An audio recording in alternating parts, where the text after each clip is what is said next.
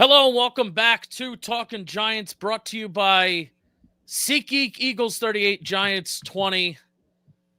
Weird game.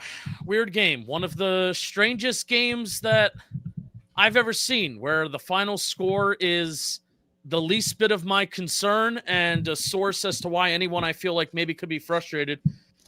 Shaun, it starts with losing Cam Skattebo with a gruesome dislocated ankle.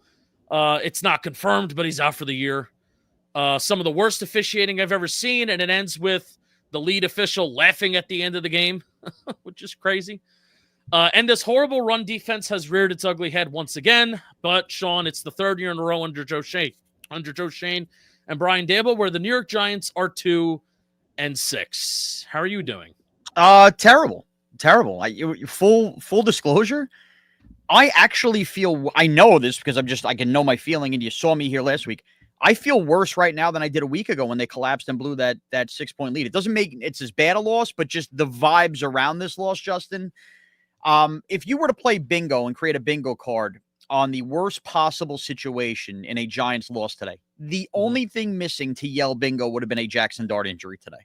From Skattebo to the idea of I'm knocking on wood, by the way. I know. On wood. I know, but I just meant at least from this game. The idea that, the defensive injuries not only were bad, continue to mount, and the team just is awful defensively, controlling the run. Barkley breaks off the long run, the loss in Philly. Even the idea that the Eagles were cheering, actually like respectful of a player off the field. I can't even get mad at Eagle fans. That adds to it as well. The loss just sucked, Justin. And what the question is going to become, and one that we will tackle in the episodes to come, maybe not necessarily this one, is just the idea of what is losing a Cam Skattebo and then losing a game like this at 2-6 due to a locker room that was feeding off of that. And that's where I want to start this episode, like right now. Like it's not even like I guess we could talk about what Cam Skattebo does on the football field. But Shaun, the immediate reaction, this is where my brain is going to, right? Losing Cam Skattebo is way more than just losing a good football player. And I think you saw it by the reactions on the football field immediately. This whole team feeds off of the energy and the tone that he sets. It's infectious, and it's screwed up, man. It's screwed up. Like our run of luck and our run of great things happening here. It is screwed up that one of the awesome things that we had that we can build off of. And it's not just an awesome thing. Again, like Cam Skattebo was a really good football player, but we had Illuminor on here after that Eagle game, and how he talked about Cam Skattebo, like he would talk about Cam Skattebo and Jaxson Dart together.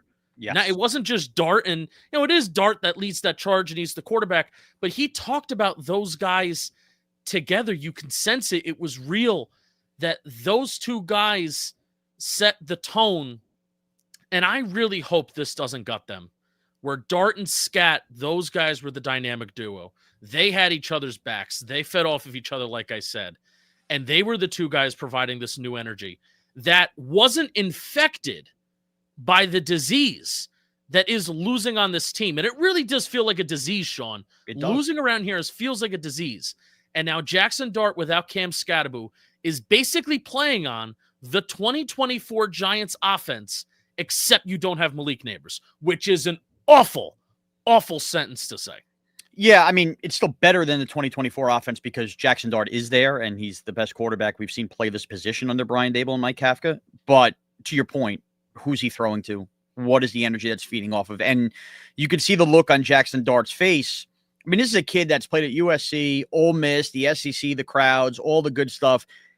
You saw what an injury to Cam Skattebo and how gruesome it was, and it did on Jaxson Dart's face. He looked inconsolable, and I don't blame him. That's become his best friend on the team, right? The two running backs that have just feeding off of each other with the energy. There's no way to understate it. This is so much bigger than the idea that this was the Giants' best playmaker once Malik Neighbors went down. Yep. It's the energy that everything fed with. The reason they beat the Eagles 2 weeks ago was the physicality, right? Like the harder Skattebo ran, suddenly the Giants were winning in the trenches. Giants certainly weren't winning in the trenches the moment Skattebo got hurt. It deflated everything. And look, asking the team maybe to rise off the mat and beat a banged-up 49er team next week, okay, maybe that could happen. But over the long haul of the next 9 weeks or whatever, the schedule is so difficult, Justin, that You needed a guy like Cam Skattebo that was just too crazy and too young to understand that the Giants shouldn't be in some of these games and should be losing these games. And just to lose them like this, there's just too many games versus difficult opponents for me not to seriously question how it doesn't spiral from here without a Cam Skattebo, which, probably speaks to the roster building in general that, we're so reliant on a day 3 rookie, but that's another conversation. I don't care where we drafted the kid. That this was the blood that was found here, specifically when Neighbors went down, and to not have him is just, it's gut wrenching. Yeah. And one of the fears that you kind of have with Jaxson Dart is you don't want him to lose this moxie, this confidence, this fearlessness that he plays with, right? You don't want him to lose that, because that is the best part about what we're seeing right now. Look like you lost a little bit of it too. And Skattebo was a safety blanket. And you can't blame him. Holding on to the ball longer. There was stuff like that today. For this game, I can't blame anything. I could be whoever behind this microphone and sit here and say whatever I want about how they responded and how this and how that. I mean, dude, if that's legitimately one of your best friends, and if that's your guy, and forget just about being friends off the field. I mean, the whole point of football is that you want to go to war with your brother. So you just lost one of your brothers like that. And you don't know when you're going to see him again. The Neighbors too, like the punches just keep coming in big lumps too. So I can't, how they responded this game, and hey, we'll talk about how they respond for 9 more games. There's 9 more games left after this, right? 9 more opportunities. But I am starting to think, and I don't know if I would have said this in years past, but Shaun, it losing is a disease. Like, it doesn't matter what the regime, it doesn't matter who the GM is, it doesn't matter who the coach is. Losing has just seemingly become a disease that this franchise just can't find the right antibiotic for. It's infectious. It infects everybody that comes here. And I don't know what the solution is. And finally, we found somebody that didn't just have like a good little stretch, but who he is off the field matches the type of performance that he was giving on the field, that being Jaxson Dart. And I am just hoping and praying that losing Cam Skattebo and your right-hand guy and that effort to scrape this franchise off the ground like gum on the bottom of New York's shoe, to try and scrape this franchise off the ground, I'm hoping that guy isn't lost, because now Jaxson Dart is surrounded by people that have been infected by losing. Yeah. I mean, look, and when you're infected by losing, things follow you, right? Injuries like Neighbors and Skattebo don't help that infection when you're trying to fight your way out of it. I know we'll get into the officiating. The bad officiating today kills you in trying to dig out of it. You manage to stumble on other reasons you lose football games, and that is part of the disease. And these injuries it just mounts and mounts and mounts. And look, it's going to be on Dart, and I think that if there was ever a kid that was built to kind of handle all of these just mental punches that keep getting thrown the Giants' way, and we mentioned the Neighbors injury, now the Skattebo injury, the lack of wide receivers going and making plays for him. Slayton a couple times today. Ironically, we'll get to the play he actually did make. Theo Johnson today. I mean, Jaxson Dart feels like he is built for it, but he's also a human being. Yeah. And you just worry that over the next 9 weeks, there isn't a moment where Jaxson Dart looks up and goes, this has just become overwhelming, and kind of the rope gets let go of, so to speak. And now to turn, I guess, a little bit more to the football side of, you feel like Jaxson Dart can be that person, but then the question has to become, okay, but where is that offense going to come from? Right. I sitting here, man, I don't know where the source of big plays are going to come from. Daniel Bellinger has been like the source of consistently big plays. That's been the source, him running out routes and him running up the seam on the sideline. That's been like the biggest source, like him and Theo Johnson. I don't know how you can survive. I don't know how long you can survive as an offense. They're out there in the shotgun. They're out there running 4 wide, 3 wide, and you're running out of 12. You're running 12 personnel with 4 guys out wide. They just don't have the horses They don't have the horses. And I think even losing, it's crazy how like losing Cam Skattebo, I'm having trouble wrapping my brain around this, of why losing Cam Skattebo.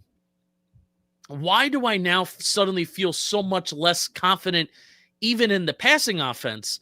And it doesn't even really have much to do with Well, he's been Cam effective, Skattebo's as a receiver, too, because Cam Skattebo as a receiver is also really good. Man, look at that first touchdown. It was awesome, too. Yeah, I guess we can even talk about that. But Justin, he's been, other than obviously the pick that happened yesterday or last week where he screwed up the pass protection, he's been good in pass protection outside of that for the most part. I mean, he's taken on blockers. Just the energy of shortening up third downs to lead to Jaxson Darts' efficiency on third down have been so important. So, yeah, his running the ball directly leads to the passing game. And that's where, you know what, you need some of the good Tyrone Tracy you saw last year to pick up the pace, but it is going to affect the passing game. How could it not? And I think it also just comes back to trust. How many of these third downs? You saw the touchdown last week versus Denver. Obviously, the big play today, the Skattebo to start, when they answered back where the Giants felt like they had no business being at 7-7 at that point. It's all directly tied to Skattebo in the passing game because nobody else on this team makes a play for this quarterback. And that is the most dangerous thing. Theo Johnson has not been the answer. Like, he doesn't stop me from upgrading tight end in the offseason with how many drops he has. I mean, great pass by Theo today. By Dart today. We mentioned Slayton, who I think we just try to make him something that he is because he's, a longtime Giant that's racked up the yards.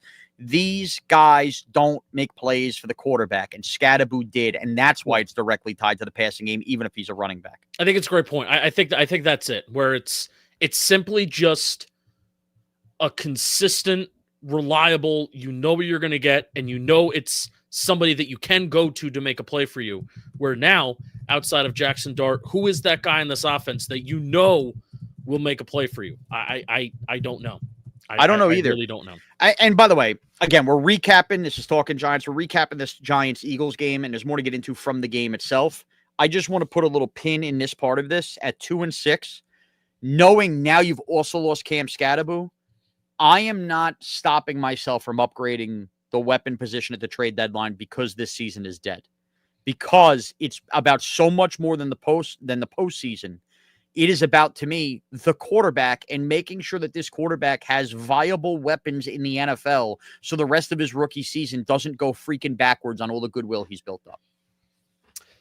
I want to put a pin on that because I do want to talk about SeatGeek. Today's episode is sponsored by SeatGeek. The World Series is here.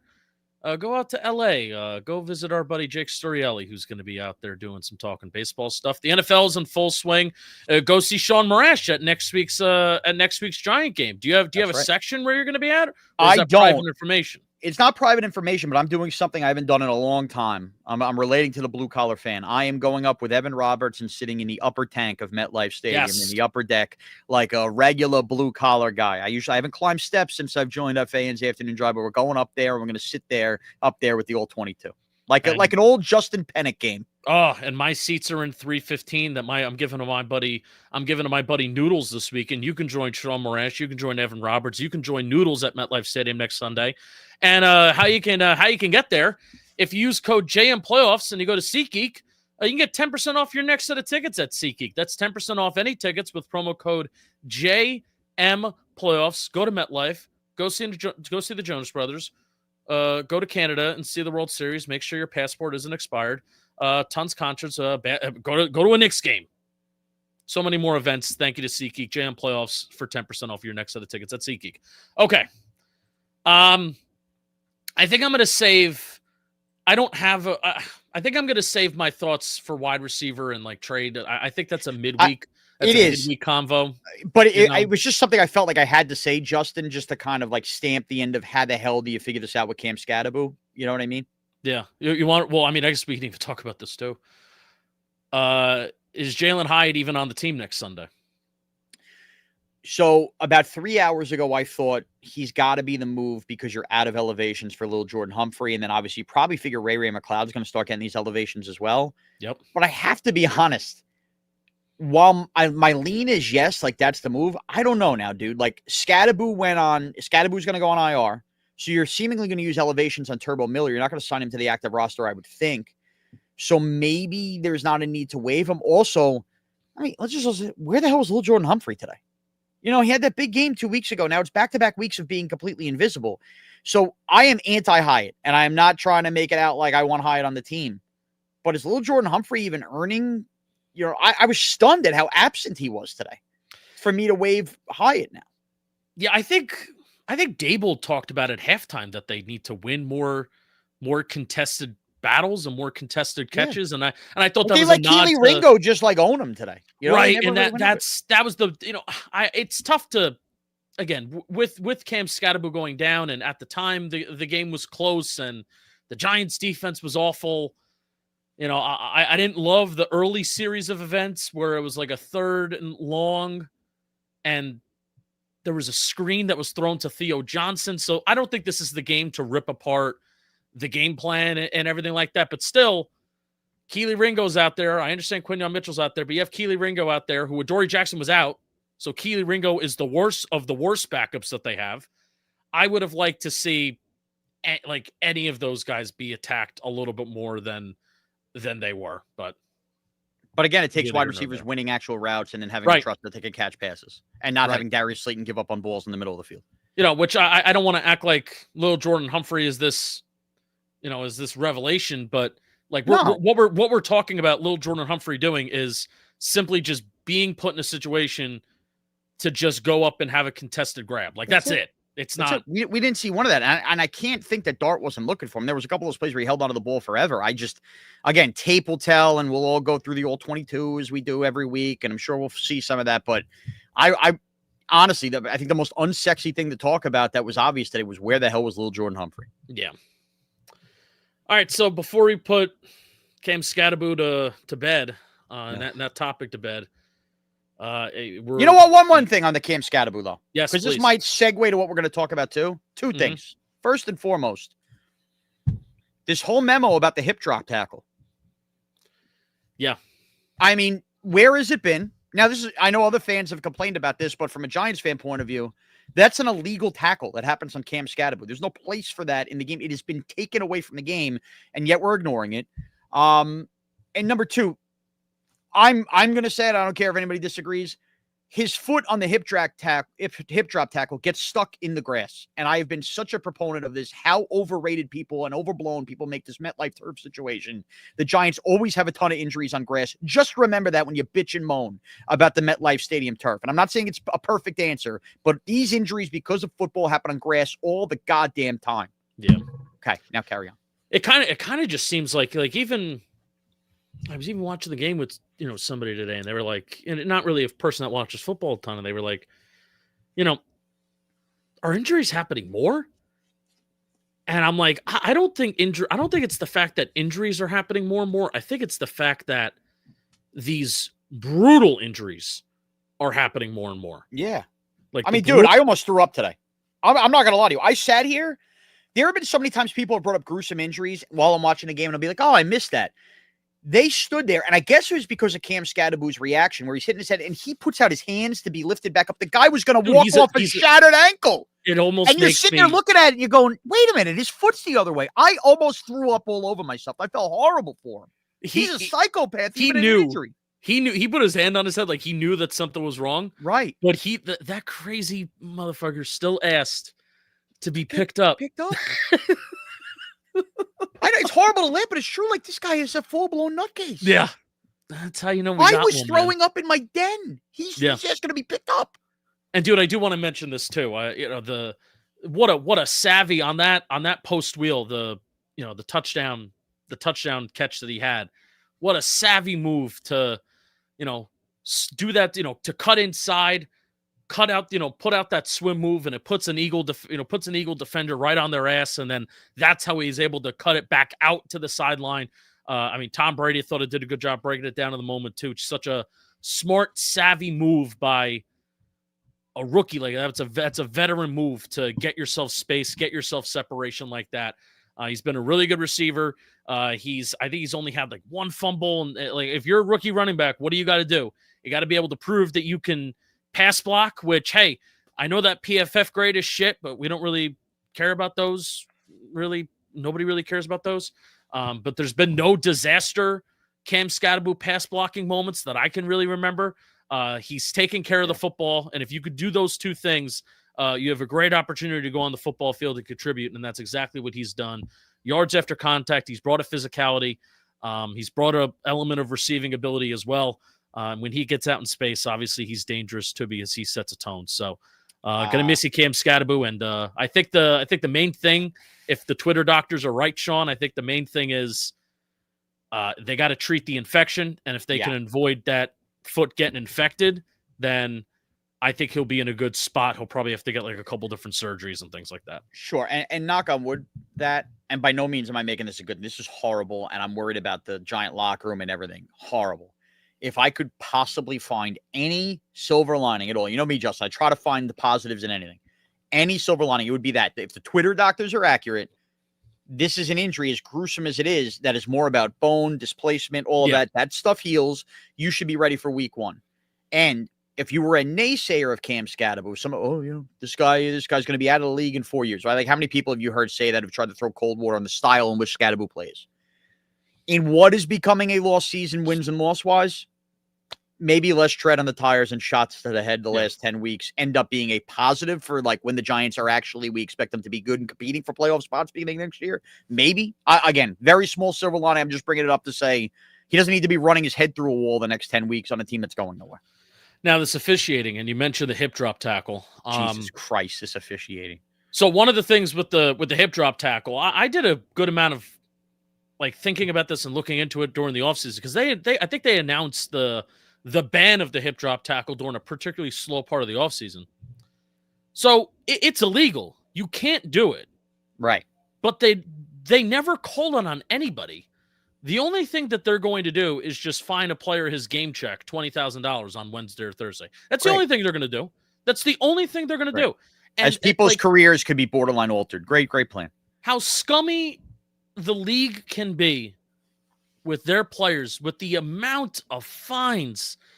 We'll talk about the official, but the just amount of fines that come out of that league office on Tuesday, Wednesday, Thursday, and you get the Tom Pelissero tweet of this player fined for $14,000, this player fined for $15,000, this player fined for $20,000. Not everybody's making Mahomes money. Not everybody's making QB money. You're finding these are their game checks that you're finding them. These guys' livelihoods. And you're not calling anything on Sunday, but you're finding them their game check. You are robbing your NFL. You're robbing your employees, the people that work for you. You're robbing them blind, robbing them. Yes, yeah. You don't care. You don't care to officiate to get out of the game, and people get blindsided with a locker room fine. It's absurd. I mean, do you want to go? I mean, by the way, the missed hip drop tackle is like the 6th worst call of the game. Do we want to get into this now or what? Yeah, I mean that tush push. What a play by Kayvon. On a 4th down, and an opportunity where the Giants could get the ball back and really get something started, really get something going in a play that could flip some momentum. And like, you're even thinking to yourself, did somebody find a way to stop this tush push when Jalen Hurts sticks out that ball? And it turns out to not be the case.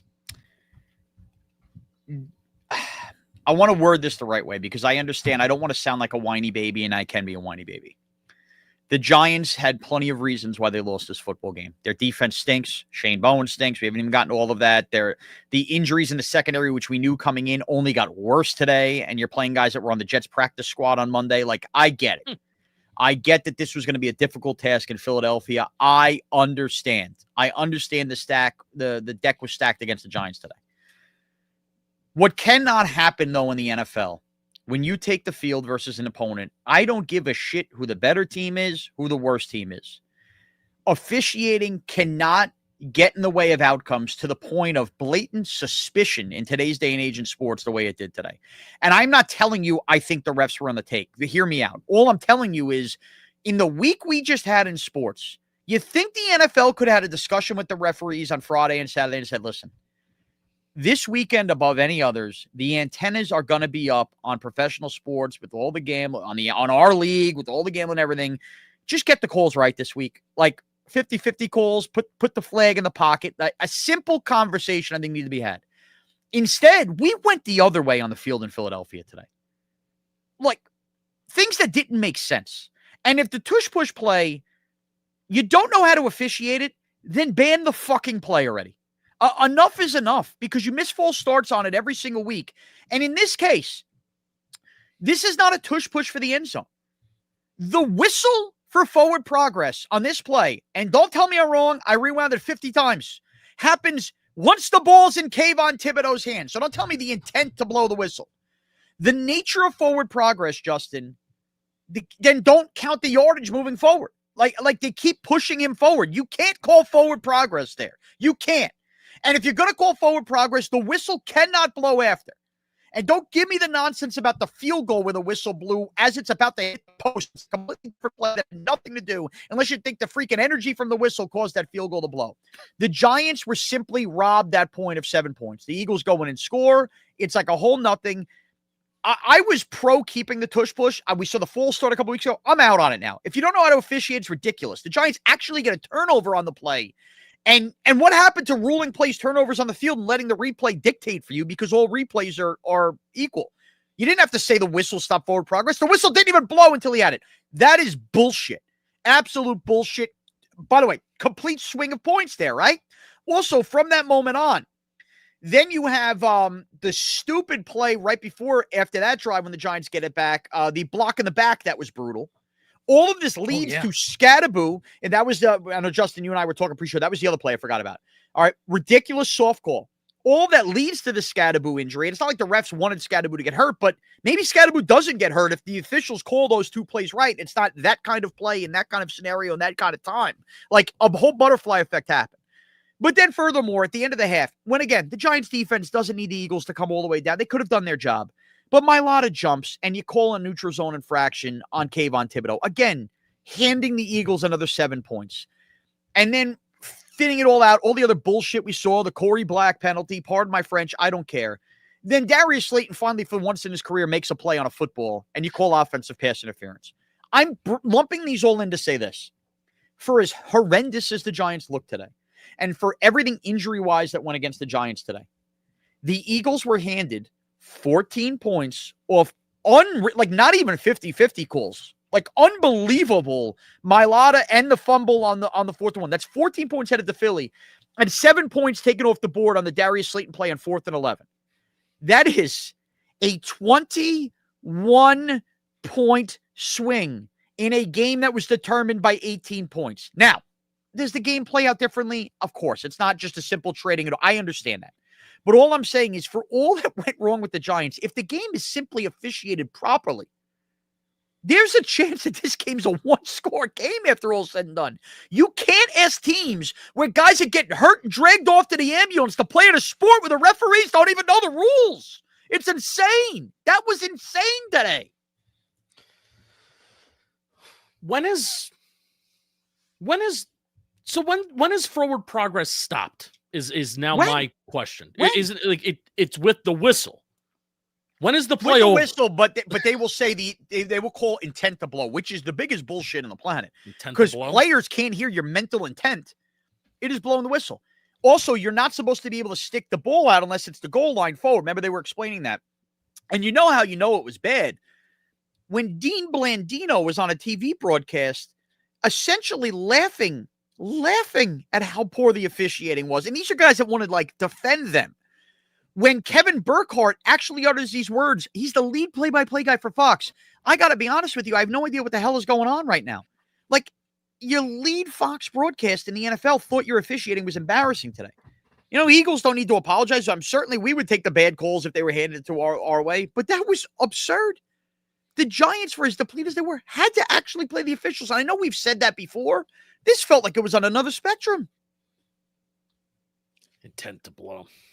Yeah. When is the play over? The play is over when... I don't know. Dude, I'm hot about it. And I hate the excuse of, well, play better and don't lean on the refs. Play better. I just gave you 21 points worth of examples of where the game changed. Yeah. And that's with the Giants playing like shit. Even my dog's pissed. Even your dog's pissed. Yeah. I hate talking about it. I hate. You mentioned a good point of the broadcast where, I've called and I could put myself in their shoes a little bit on like a 5% point, because I like to call high school football games. And one of the things that I try and tell myself is to keep it light, especially because it's high school. Keep it light, keep it positive. Everyone's out there doing their best, trying their hardest, like officials, coaches, players, keep it light. And I think even as like broadcasters, were like the whole point of, Tom Brady's getting paid a lot by Fox, $30 million some dollars a year to promote the game of football and tell you why the product that you're watching on your television screen is one that's worth it and is one that you should be watching. And the fact that they could not do it with a straight face, they could not tell you that the product you were watching on that television today was worth it and fair, is absurd. Absolutely Absurd. And that's how I know I wasn't going crazy, because the 3 people sitting in their building paid to call the game thought it was crazy too. Yeah. One bad call. Look, Justin, we've watched enough Giant games. One bad call, you get over it. Yep. Multiple bad calls. And the tush push one really, really angers me the most, because there's been so much discourse on how to officiate the play. When you get a turnover on the play that's very clear too, like a clear one, it's just, what are we doing here? What are we doing? Maybe, and you know what? Maybe the saving grace of this whole thing, silver lining Shawnee, maybe that's what I'm going to start getting called here on Talking Giants. Maybe we finally saw the end of the tush push today. It's been over. It's been over. I mean, because if you get turnovers on it and you don't know how to officiate, it's got to be over. When they ran it 4 times in a row Thursday night football, I mean, it was over even before then. The second that they started, and I think this is new, by the way. I went back to last year and I watched a good amount of those tush pushes, and I really tried on broadcast angle, on all 22 angles, and they're hard. Like the angles, the alternate angles that they will show you on a conventional broadcast, right? Those angles that, like, when they slow it down and they zoom it in, that's when you can really see the false start. So it's a little bit harder on like all 22 and stuff like that to really try and see it. But I've gone back. I really do think the false starts are new. And some of the other shit that they're getting away with, I do think that is relatively new. But it still doesn't change from the fact that it is not an entertaining element of the game of football. And I really hope that those 10, 12, however many owners, because I think it needed 22 owners during the league meetings this past year, those competition meetings, I think it needed the 22/3 of the league to say no. I hope those owners are happy with that this is happening this year. Hope they're happy. Shaun, I got to talk to you about Shopify. This podcast recap of the Giants and Eagles is brought to you by Shopify. It's the best place to start and grow a business, which is why we partner with them here at John Boy Media. John Boy Media has relaunched our merch store on Shopify with our new Slashline site, and it was a dream. We brought the ideas, and Shopify brought the execution as you're shopping our new launch. Check out what Shopify can do for you. Life is really a touchdown when you have Shopify on your side. Shopify Sidekick, Shopify Magic, and the suite of AI tools are a total game changer. It's revolutionizing the way you can build and manage a business. You'll have your own AI assistant guiding you on everything: directions, reports, editing images, content ideas. Shopify's got your next move covered. And if you're ready to take that business idea from a draft to a reality, it's time to head over to shopify.com/giants. Shopify is the perfect partner for any business roster, so make sure that they're on yours today. Any other calls that we missed? Talked about the DPI on Corey Black. The offensive pass interference on Darius Slayton, the neutral zone infraction on Kayvon Thibodeau that was actually a false start, the hip drop tackle, but they never called that anyway. That's just a fine that they give, and obviously the tush push fumble that was not a fumble. Yeah, there Great. You go. Great, doesn't end there. Oh God, but Corey Black having to play NFL snaps today. I mean, well, unbelievable. I want to talk about Jaxson Dart. I think we only need to talk about Jaxson Dart for a couple minutes and just like hit the I almost just had a speech impediment. The thoughts on his game and how he did. Sure. I mean, I guess we could start negative, right? End with the positive. The negative is holding on the ball for too long. Another delay of game today. Almost 2 delay of games, but Dable thankfully called the timeout, which was huge. These are the things. The delay of game stuff's driving me nuts, but again, stuff that I'm hoping in a rookie quarterback year gets cleaned up before this team's ready to win football games. But that to me is the main thing. I mean, you gotta be able to throw it in the seats at some point and just eat it on plays, and he's gonna have to learn that. To me, those were the biggest negatives. I do have positives because there actually were positives in a game like this, but all things considered, knowing the mental state that he was in after the Skattebo injury, I don't think it was an overwhelmingly bad game, even if it felt like it might have been the worst game he's played so far. Yeah, it just didn't really feel like a game where he could fully get in a groove and get in a rhythm. And yeah, that's a good way of putting it. I think even from a game script standpoint and just how the game went, in a game where they were down by double digit scores, I mean, he only had 24 attempts. In a game where you're down by so many points, you're down. They even lost the game by 2 scores, right? And he only has 24 attempts on the day. I agree with you. The two biggest negatives for me as well. I thought this was the first game that he actually looked like a rookie in the pocket. Sure. And I don't even mean dealing with pressure, but I thought a lot of those sacks that he took and a lot of the pressures that he took, I really thought that it was self-induced. I mean, holding onto the ball, got to learn to live to fight another down and just get rid of the ball. I agree. I will say, too, even to turn even that into a positive. I mean, was there a sack that he took that was more than 5 or 6 yards today? True. Certainly not as bad as the sack Hurts took, but they immediately got back on a run. Yes. No, I'm with you. And honestly, if you flipped it around and building off of those negatives, you said he had, his worst pocket awareness. And then, he's still making those plays. What was the one play on the third down where he came all the way back around? I think he hit, was it Wan'Dale Robinson to the left? He also had that first down. He threw to Theo Johnson on third down. He was out there still with his eyes downfield trying to make plays. And nobody's open. Nobody's open. And to be honest with you, statistically, how much better does his day look if Darius Slayton catches a ball that's put out in front of him down the sideline, and Theo Johnson catches the pass that is a money pass heading towards the end zone around that left pylon? I mean, that was third down. Third down. That was a great pass. Yeah. And he doesn't get those 2 plays. Now, the flip side is, Devin Singletary bails him out with a ball that's underthrown. And he makes an incredible catch, which is probably the oddest play of the Giants season, that Devin Singletary, of all people, is moving downfield on a wheel route and catch it. It was an awesome catch. But, dude, it just comes down to Devin Singletary made a play for a quarterback. Other than that, those guys killed him. They didn't make plays early. And that's a different ball game if Slayton and Theo each catch those balls. Yeah. What's the biggest similarity that Eli Manning and Jaxson Dart have in their careers so far early on? Is it delay games? It's the delay games. Yeah. Yeah. It's the biggest similarity they have. Hey, but they're diagnosing pre-snap. They're breaking it down. That's what I like. Yeah. You know what else too? To a positive. I'll give you another positive.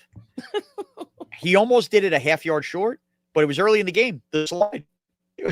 Ran around. He had that slide for the first down. He knew where the marker was. I thought he was a little short. Thankfully, he wasn't. But I said right there, I said, if he was a half yard short, at least the guy's slide. I'll take it.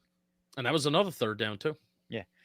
Look, all the negatives you could say about Jaxson Dart, you're going to learn from delay games, I would think. Now, I'm going to be screaming and yelling if we're at this time next year and doing this. You're going to learn from taking sacks and how to throw it away. Like, that is actually stuff quarterbacks learn in the pro level with the speed of the game. That's why I'm less concerned about it. I just watch some of these plays he's still making and wonder, man, if this guy actually had like Malik Neighbors here, if he had just any semblance of 2 more weapons on this team that didn't drop everything thrown their way, I think Jaxson Dart is just, he looks completely different. It looks even more brilliant than we're giving him credit for. Yeah, I will say there's some people in our YouTube chat too that's saying that the O-line didn't have a good day and the O-line was butchered. I mean, sure, it wasn't as crisp as it's been, but I also think Dart was holding onto the ball forever. Yeah, and it also has to do with receivers not getting open, which we don't have the old 22 yet to tell you what was going on. I mean, do you want to guess? I mean, I'll just let you know the average time to throw in the NFL is around 2.7 seconds. What was Jaxson Dart's average time to throw today? I bet you it was over 3.5. No? Yeah, that's a great guess. It was 3.68, and that is a really, really long time. That is the longest time that a quarterback has held onto the ball. Average time to throw so far this weekend. Caleb Williams, who also holds onto the ball every game, was at 3.11 this Sunday. So I think if I had to guess without looking at the data, and PFF tracks this good data of like quarterback shared pressures and quarterback shared sacks and what they own versus O-line, what's the O-line's responsible for. And then also without rewatching the game myself, if I had to guess, a lot of the pressures and possibly sacks that Jaxson Dart took today was due to him holding onto the ball for nearly 4 seconds versus the O-line. Yeah. Not to say that they were perfect, but You can't ask an NFL O-line in today's day and age to give a quarterback 5 seconds to throw on every snap. That's just not justified. And also, I mean, Giants fans, let's be real here. This is week 8. You want to give me Nick Bonito, who got shut down by Andrew Thomas so much he was moving to the other side last week. In reality, the best defensive lineman the Giants have seen all year played today in Jalen Carter. He didn't play 2 weeks ago. And was he messing up things in the backfield? Of course he did. So I think that played a factor too. Your weak link on the offensive line is on the interior, and you were facing the best interior defensive lineman, I'm going to say it now because Dexter Lawrence looks like a shell of himself in football, who didn't play 2 weeks ago. That made a huge difference in probably what you were seeing, and yet Jaxson Darts still had that much time to throw. Yeah. And it's okay. It's okay to look back at Jaxson Dart because he's our golden child. It's okay to criticize him. He's graduated towards what is wrong with him level. Like, that's okay. That's a good feeling. You can point out the negatives. Shaun, we're going to move on to the defense, but first I want to give a quick shout out to Nike. We are affiliate sponsors and partners with Nike this year, so go check out our affiliate link in the description below to shop some amazing Nike gear. Go get some Knicks stuff. Go get yourself a jersey. Go get yourself some Giants merch as well. So you use our affiliate link in the description thanks to Nike. All right, yeah, let's talk about this defense. Where do you want to start first? Do you want to start with the run defense, or do you want to start off with the pass defense of the secondary? To me, it's the run defense because it's now gotten to the point of inexcusable, whatever the word is. It's insane now. It's just from all levels. The linebackers are too slow. Muasau missing tackles. He's too slow. The secondary taking bad angles. Nubin starting that game with the Saquon run. What is he doing? We're finding new lows. We are finding new lows for Tyler Nubin. I don't understand. I know Shane Bowen stinks. And that's a major, major problem. At some point, Shane Bowen's got to look at the talent he has and not make excuses. This is the NFL. Guys get hurt. Yeah, they lost to Debo. They lost Holland. We knew it was going to be a challenge, but you know why also we knew it was going to be a challenge? Because Shane Bowen's the defensive coordinator, and we had no trust. And everybody cried about the secondary getting hurt this week, and it was more, to me, still about the run defense. And I thought that was a major issue. How do you have Tyler Nubin constantly taking wrong angles? Is he not watching tape with you? How on the edges does it just get blown up left and right, unless it's Kayvon Thibodeau for the most part? It's insane, dude. I don't think the players stink, but I don't think the coach is putting him in the right spot. It's a joke. Take Bigsby running loose. What are we doing? Yeah, it's definitely both. I will say with Nubin also, and a lot of you're not going to find a safety that's like particularly fast. And this is a talking point that we have. Like every draft season of this. People criticize safeties 40-yard dash times, and I'm like, well, if a safety had a fast 40-yard dash time, then he probably would just be a corner. So I think Nubin's just not fast and not quick and not agile, along with the bad angles that he takes. That's why it's so important for a guy like Tyler Nubin to take better angles. So here is the Giants' numbers on the day. When you take out 3 Tanner McKee kneels to end the game, the Eagles had 30 carries for 278 yards. That's a solid 9.26 yards per carry. Barkley obviously has his big play to start the game. Tank Bigsby has his 29-yard gain on a 2nd and 31. I want to mention this because Research Rick tweeted this out, and this is from NFL Pro this past week. So this is before this week, by the way. Before this week, the Giants have allowed league high in yards after contact per carry at 5 and a success rate at 56.6% on designed runs directed outside the tackles this season. The highest success rate allowed by any defense in a season over the past decade. The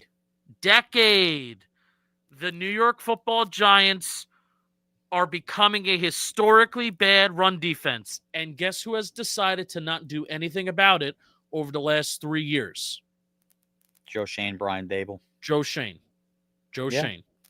And by the way, this is where I will cut Shane Bowen a little bit of slack, because there was another defense coordinator, Wink Martindale, who before he came in with the Giants had a track record of not just having a top 5 run defense, not just having a top 3, but he has had a track record of having the best run defense in the NFL in the past. Shane Bowen. You could say it was actually Jim Schwartz. You could say it was actually Mike Vrabel. Fine. I probably believe you. But Shane Bowen also came from a place where the Tennessee Titans have had not top 3, not top 5, the best run defense in the NFL before. These are 2 defensive coordinators that have had pedigrees of being surrounded in a place that have had the best run defense in the NFL. Yet the Giants for the last 3 years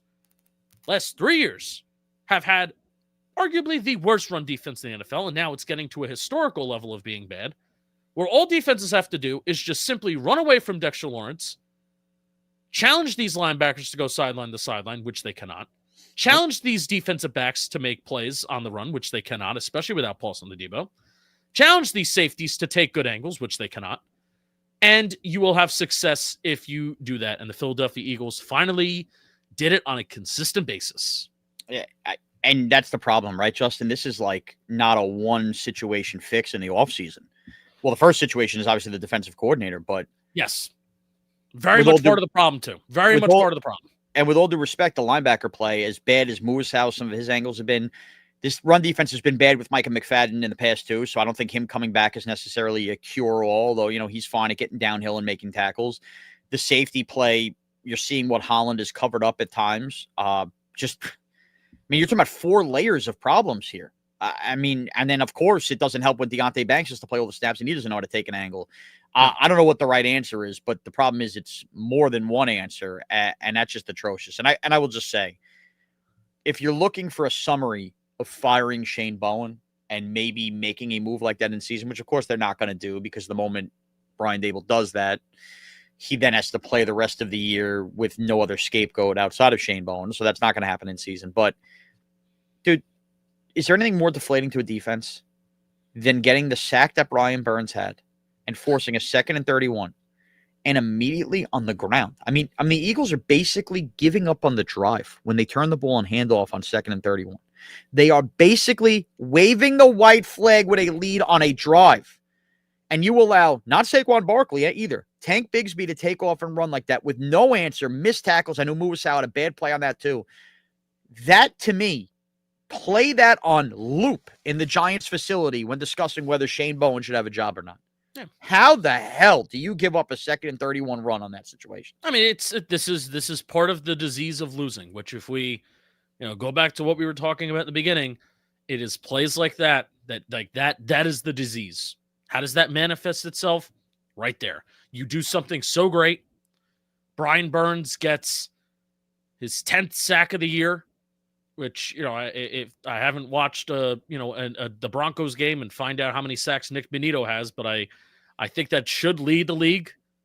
He gets double-digit sacks. Yeah. Man, what a year, man. What a year he's having. And you have such a great play.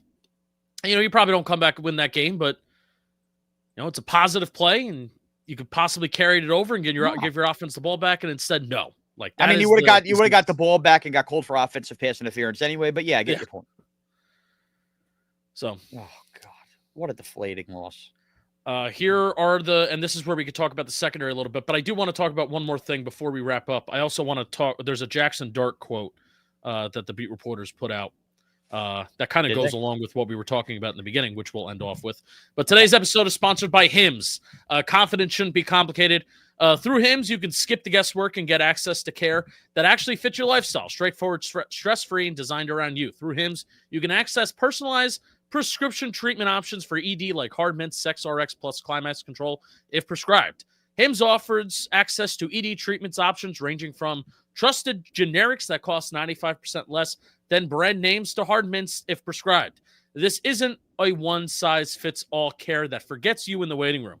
It's your health and goals that put you first, with real medical providers making sure you get what you need to get results. To get simple online access to personalized, affordable care for ED, hair loss, weight loss, and more, visit hims.com/giants. That's hims.com/giants. For your free online visit, hims.com/giants. Actual price will depend on product subscription plan.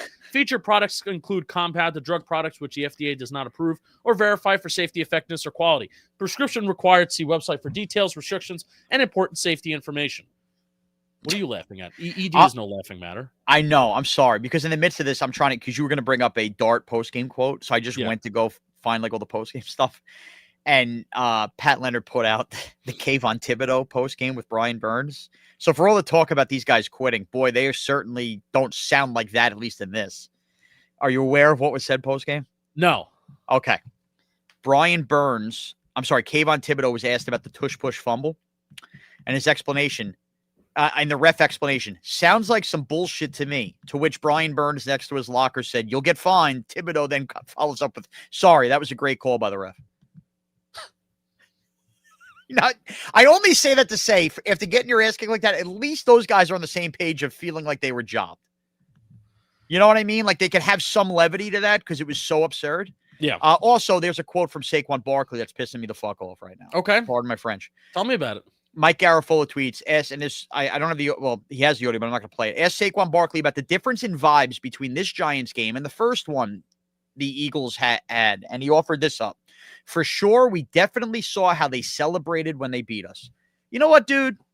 Like, I'm over being, like, nice. Fuck you, dude. You were a Giant. You know what it's like getting your ass beat by the Eagles every single week, okay? Or in every single year. We haven't won there since Saquon Barkley was in Penn State.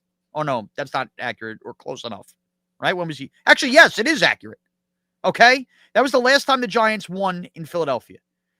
The idea that you sat there as a former Giant on Thursday Night Football and thought, oh, look at them celebrating the way they beat us. You were with us, dude. You know what that's like. You know what that's like being a Giant and not being able to beat the Eagles. You're taking note that that was the Giants showing you up. Like, honestly, dude, just be an Eagle. Fuck off. That's the way I feel about Saquon Barkley. Hashtag fuck off. Go make your vlog. I've always, him being an Eagle feels right. It does. I don't even he is an Eagle. I just don't like that quote because it's showing like you forgot where you came from. It was a big deal that the Giants went nuts about beating the Eagles. I fucking cried here. That's how much it meant to us. You forgot what that was like? It's a big deal that the Giants beat the defending Super Bowl champion and division rival. Yeah, you of all people should know that, Saquon. I'm not saying you have to like it, but to like act like that was a problem, get lost. It's also, athletes also take like everything personally. So yeah, whatever. Oh. Whatever. Here are the injuries. Because we had Paulson Adebo and Javon Holland coming into this game. And Malik Neighbors. Now we're leaving it with Cordell Flott getting a concussion. Man, he got punched in the face and then a shoulder pad that whipped his head on against Bobby Okereke, where Bobby Okereke is trying to do that patented punch the ball out that hasn't worked since 2023. Cam Skattebo is out for the year. Daniel Bellinger did something to his neck. He had that coming into the game as well. So then it would force the Giants to run more out of 11 personnel, which it is now becoming a threat to put more wide receivers on the field than not an opportunity with this Giants offense. And then Art Green, like you're wondering, well, if Cordell Flott's out, why are we seeing Corey Black, former 7th round pick / former practice squad member of the Jets just a week ago? Why are we seeing Cordell Flott on the field? Why are we seeing Corey Black on the field? And as Sean Morash pointed out to me, it's because Art Green got hurt on a special teams play earlier in the game. Yes. And I think it was a hamstring or something, but either that is how Corey Black, who was with the Jets practice squad on Monday, ends up playing starting minutes in Philadelphia. And I'm not going to get mad at Corey Black. He's an NFL corner, 7th round pick of us that left. But I mean, you're the one out there because we are that depleted in injuries. And what can you say? Imagine if A.J. Brown was there, how much worse it could have been. So we'll finish it off with this. Dan Duggan, Jaxson Dart takes losses hard. This one seemed to hit especially hard. Quote, we've got to start figuring out ways to win because I hate losing. I'm not used to it. I'm not just going to accept it. I'm not going to be okay with it. We as a team can't be okay with it. We've got to figure this out. I like that quote. I like that quote. Look, I don't know where the rest of the season goes here at 2-6. It's certainly not going to the playoffs. I'm more negative probably than I have been, but a lot of it has to do with the Skattebo injury and how they recover and just the mounting injuries. You know, usually when seasons go bad and guys get hurt and that continues to mount, that really does lead to that disease of losing. And this is not a shot at Daniel Jones because I do feel bad for him in many ways, and he just wasn't this kind of mentality guy. I do feel as if the Giants are in better hands than they otherwise would have been, with Jaxson Dart being the one to try to lead this franchise out of this the rest of the year. It's just starting to get to the point for me where I just don't know.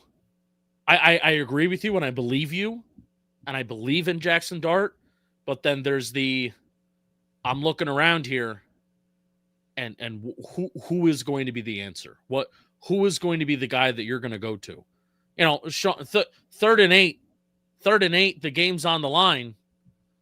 3rd and 5, 3rd and 4, with the game's on. Who are you going to? Who's that guy that's going to make that play for you? There's no good answer. There was no good answer.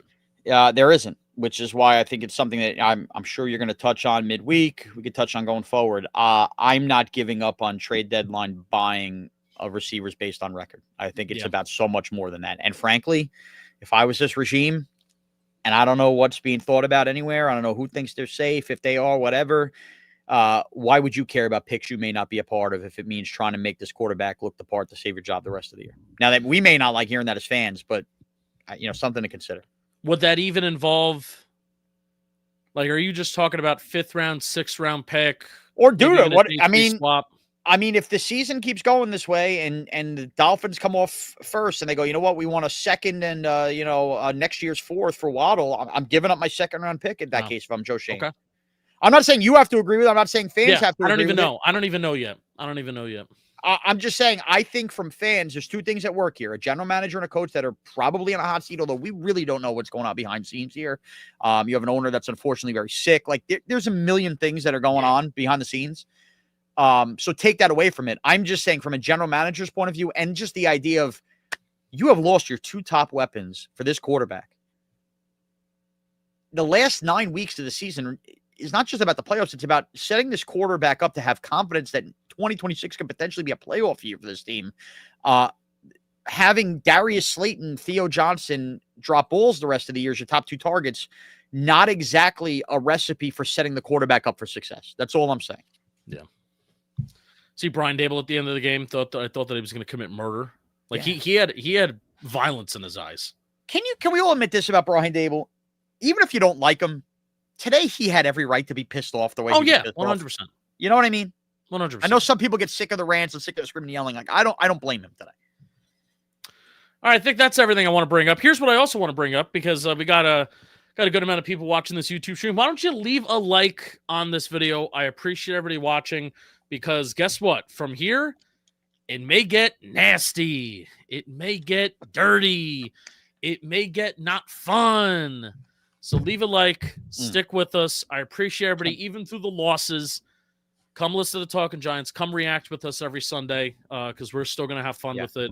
And we got 9 games left of this. Hopefully there's some more fun moments and there's some more fun stuff in there. And hopefully it's not just doom and gloom, but losing sucks. We just got to deal with it until we don't lose anymore. Yeah. And can I give a live stream only plug right now? That doesn't matter for the podcast audience. Oh my gosh. If you want more Giants talk. Yeah. Live stream audience. Guess what? I'm going to end this live stream with Justin. And as soon as this post-game show on WFAN wraps in about 15 minutes, I'm on until 7:30 tonight, Sunday night, taking your calls, 888-808-1019. So if you heard something that me and Justin said that you want to react to on WFAN, call in. I'm going to keep the good times rolling on WFAN shortly. You're going to keep the times rolling, not the good times. Well, the good venting times. The good venting times. It's always a good time when you're with Shaun Marash. All right. Thank you, Shaun. Thank you to everybody who's listening. Go give Shaun a call on WFAN. Go check him out on WFAN. Let's go, Giants. I'll see you in the middle of the week. Let's go, Giants.